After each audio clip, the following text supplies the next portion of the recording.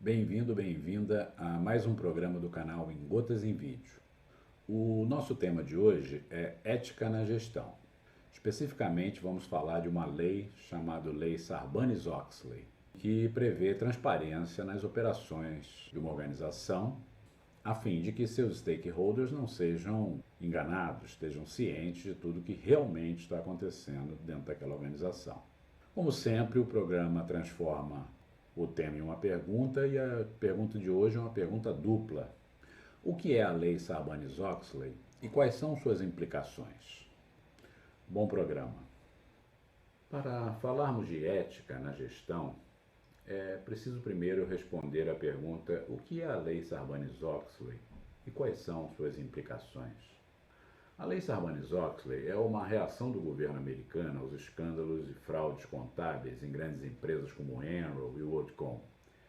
Em 30 de julho de 2002, após a aprovação pelo Congresso americano, o presidente americano George W. Bush sancionou a nova lei. Essa regra é a mais importante mudança na legislação do mercado norte-americano desde a criação das bases da lei atual em 33 e 34. As exigências da lei, conhecida no Brasil como SOX, são as seguintes: proibição de empréstimos a conselheiros e diretores, certificação das informações financeiras e não financeiras pelo presidente, o CEO, e pelo diretor financeiro, CFO. Criação de um comitê de auditoria independente e a certificação do ambiente de controles internos.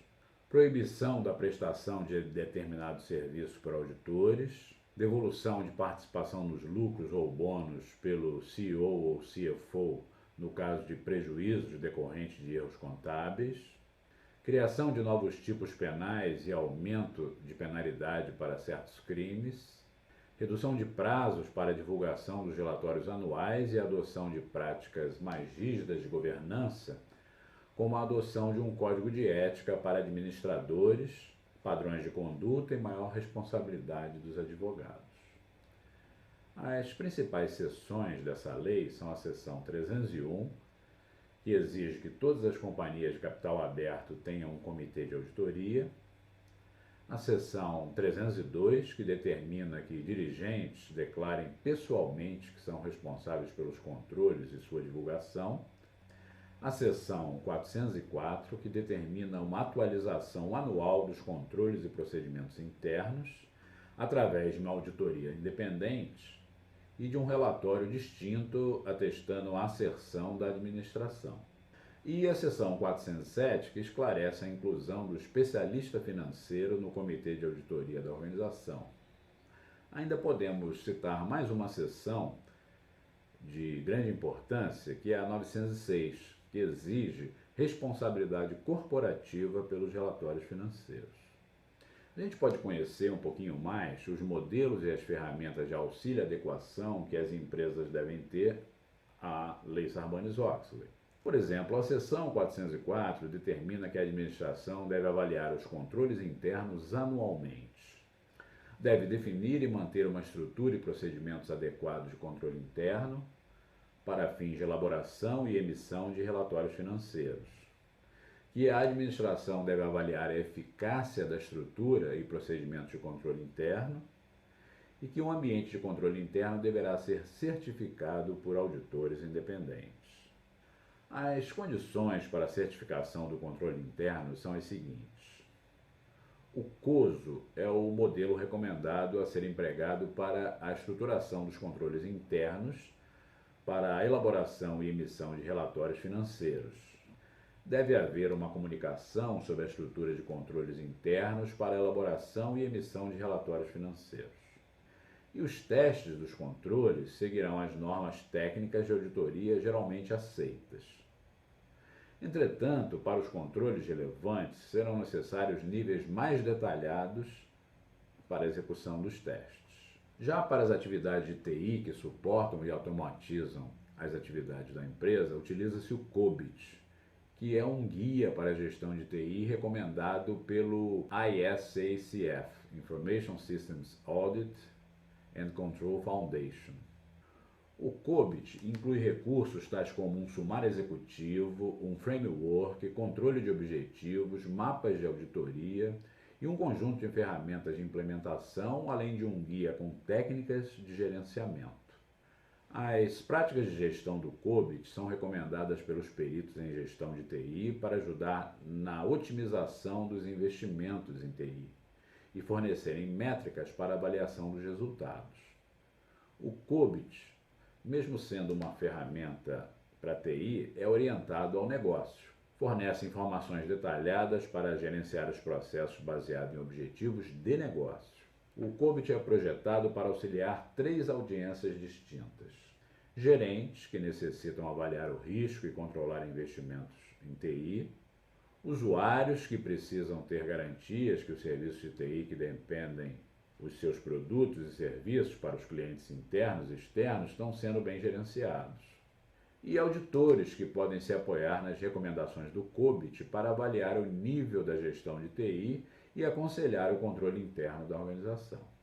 No gerenciamento dos processos, utiliza-se o ITIL, Information Technology Infrastructure Library, que é um modelo de referência para gerenciamento de processos de TI mais aceito mundialmente. O foco deste modelo é descrever os processos necessários para gerenciar a infraestrutura de TI eficientemente e de forma eficaz para garantir os níveis de serviços acordados com os clientes internos e externos. Mas quais são os passos para que a gente obtenha uma dessas certificações? As certificações do COSO e do COBIT acontecem de acordo com uma série de etapas. No caso do COSO, são as seguintes. Primeira, definição do ambiente de controle. Define o tom da organização. Influencia a conscientização do seu pessoal a respeito de controles. Os fatores incluem integridade, valores éticos, competência, autoridade e responsabilidade. Ela é base para todos os outros componentes de controle. Segundo, avaliação de risco. É a identificação e análise de riscos relevantes para a obtenção dos objetivos da entidade, formando a base para determinar as atividades de controle.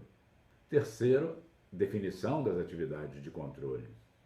São políticas e procedimentos que asseguram que sejam executadas as diretrizes da administração. Traduzindo, é uma série de atividades, inclusive aprovações, autorizações, verificações, recomendações, revisões de desempenho, proteção de ativos e segregação de tarefas. Quarto, disponibilização de informações e comunicações. São informações pertinentes, identificadas, resgatadas e comunicadas de forma oportuna, ou seja, dar acesso a informações geradas interna e externamente. Ter um fluxo de informações que permite ações bem-sucedidas a respeito dos controles, desde as instruções sobre responsabilidades até o resumo de averiguações para a tomada de ação por parte da administração. E quinto, realização do monitoramento, que significa avaliar o desempenho do sistema de controle ao longo do tempo. É a combinação de uma avaliação contínua e separada das atividades de administração e supervisão e atividades de auditoria interna. Já no caso do COBIT, as etapas são as seguintes. Primeira, planejamento e organização. Essa etapa define o plano estratégico de TI, define a arquitetura da informação, determina a direção tecnológica, define a organização de TI e seus relacionamentos, gerencia os investimentos de TI, gerencia a comunicação de TI e os seus recursos humanos, além de assegurar um alinhamento de TI com os requerimentos externos. Ela também avalia os riscos e gerencia projetos e a qualidade destes projetos. Segunda, aquisição e implementação. Nesta fase se identificam as soluções de automação, se adquire e mantém os softwares, se adquire e mantém a infraestrutura tecnológica e se desenvolve e mantém os procedimentos, além de se instalar e certificar os softwares e gerenciar as mudanças. Terceira, entrega e suporte. Nesta fase, se define e mantém os acordos de nível de serviço, chamados SLA, a gerência dos serviços de terceiros e a gerência da performance e capacidade do ambiente. Se assegura a continuidade dos serviços, além da segurança desse serviço.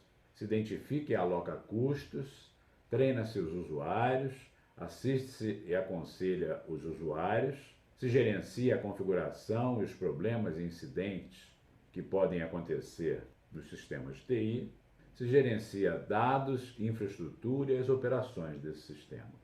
E a quarta fase, que é a monitoração. Nesta fase se monitora os processos, se analisa a adequação dos controles internos, há um provimento de auditorias independentes e também de segurança independente dos sistemas de TI. No caso do ITIL, ele se tornou uma norma ISO, a BS 15000, que é um anexo da ISO 9000. Também vale a pena a gente conhecer o padrão de auditoria SAS 70 para empresas prestadoras de serviço. Para as organizações que trabalham com prestação de serviço, o padrão Statement on Auditing Standards, SAS, número 70, é internacionalmente reconhecido. Desenvolvido pela American Institute of Certified Public Accountants, ele é um guia confiável que permite aos prestadores de serviço revelar suas atividades de controle e processos a seus clientes e auditores dos clientes em um reporte de formato padronizado. Um certificado SAS 70 significa que a organização prestadora de serviços teve seus objetivos e atividades de controle examinados por um auditor ou contador independente, trazendo os seguintes benefícios para a empresa e para o cliente. Para a organização prestadora, existe a vantagem competitiva na participação de concorrências em empresas que possuam certificação SOX. Também traz a melhoria dos seus processos produtivos através do progresso das atividades de controle desses processos. Reduz as visitas de auditores aos clientes, evitando as interferências no processo produtivo da empresa prestadora, que geralmente comprometem os resultados previstos.